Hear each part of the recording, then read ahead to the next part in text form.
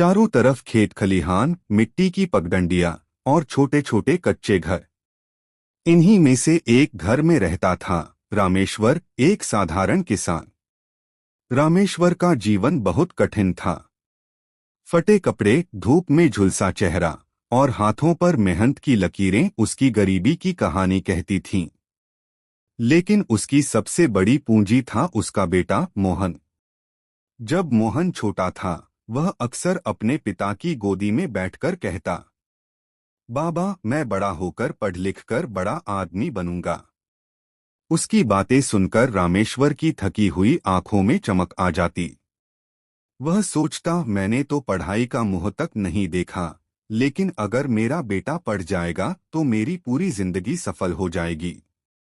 गरीबी ने दोनों की राह आसान नहीं की। रामेश्वर खेतों में दिन रात मेहनत करता, पसीना बहाता और जो थोड़ा बहुत अनाज मिलता उसे बाजार में बेचकर किताबें और फीस भरता। कभी कभी उसे अपनी भूख मारनी पड़ती।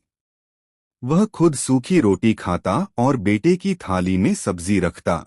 मोहन भी बहुत होशियार और मेहनती था। कई बार मोहन थककर टूट जाता। वह पिता से कहता, बाबा, लगता है मैं यह सब नहीं कर पाऊंगा। तब रामेश्वर उसके कंधे पर हाथ रखकर कहता, बेटा, मेहनत करने वालों की हार कभी नहीं होती। और मोहन ने शहर जाकर बड़ी सरकारी परीक्षा दी। परीक्षा के दिन पिता खेत में काम कर रहे थे, लेकिन उनका मन बार बार बेटे की याद में खो जाता। मोहन ने परीक्षा शानदार अंकों से पास कर ली थी और अब वह बड़ा अफसर बन चुका था। वह गांव की गलियों से दौड़ता हुआ अपने घर पहुंचा। पिता खेत से लौट रहे थे। धूप में पसीना टपक रहा था, कपड़े मिट्टी से सने हुए थे। मोहन दौड़कर उनके पैरों में गिर पड़ा और रोते हुए बोला, बाबा, आपका बेटा अब अफसर बन गया है। अब आपको खेतों में पसीना बहाने की जरूरत नहीं। आपका सपना पूरा हो गया। रामेश्वर की आंखों से आंसू बह निकले।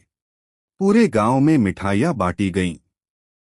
हर कोई कह रहा था, देखो, किसान का बेटा अफसर बन गया। लेकिन रामेश्वर का दिल और भी बड़ा हो गया। उसने गर्व से सबके सामने कहा, आज मेरा बेटा ही मेरी पहचान है।